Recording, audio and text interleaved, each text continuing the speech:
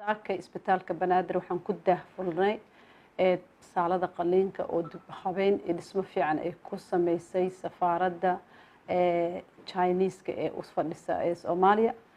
Waxaan meeshaan noogu yimid safiirka iyo howlwadeennadiisa. waxa ay nagu deeqeen bilo ka hor in ay naga kaalmeeyaan in saalada qaliinka oo isbitaal Banaadir oo runtii meel aad u liidata ahayd markii loo fiiriyo standardkii laga rabay ayay nagu kaalmeeyeen inay noo hagaajiyaan oo si fiican loo casriyeeyay qalab cusub oo fiican la dhigay.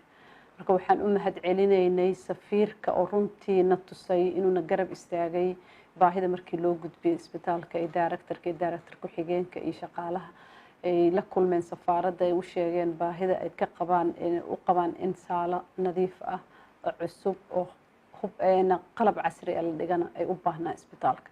safiirka maanta wuu noo yimid waan u mahadcelinay waxaan ku soo wareejinay dhismihii iyo qalabkii ay keeneen. waxaan kaloo u mahadcelinay shaqaalihii isbitaal Banaadir ee ugu horeyso agaasimaha guud agaasima ku-xigeenka dhammaan shaqaalaha isbitaalka iyo agaasimayaasha qaarkood ee wasaaradda caafimaadka federaalka ah garab istaageen iyagana isbitaalka iyo maamulkiisa. waxay runtii qabteen shaqaalaha 4 bilood oo dambe shaqo aad u culays badan ayaa soo koray.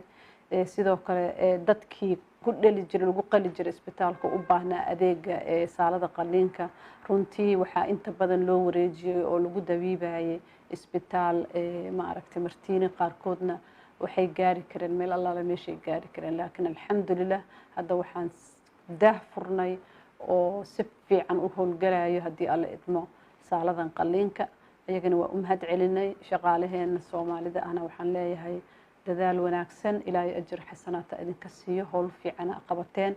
isbitaalkan waa isbitaalka hooyada dhallaanka referral ah ee Soomaaliya wuxuu u baahan yahay kaalmo joogto ah dawladda ilgaar inay ku fiiriso mar walba oo meesha laga nugul yahay culayska la saaro. waxaa kaloo u mahadcelinaya shirkadaha private-ka ah oo runtii aad noo kaalmeeyay iyagana sanadkii ugu dambeeyay iyo ka badanba. waxaan ku dardaarmaynaa baahida meesha ay ka jirto oo loogu adeegayo dadka danta yar ee nugul bulshada oo ay u badan yihiin dadka IDPs-ka dadka tabarta yar markii la dhaho dhaqaale ahaan dadka aan awoodin inay tagaan meelaha gaarka loo leeyahay isbitaalada ama rugaha caafimaad ee gaarka loo leeyahay waa meeshii lagu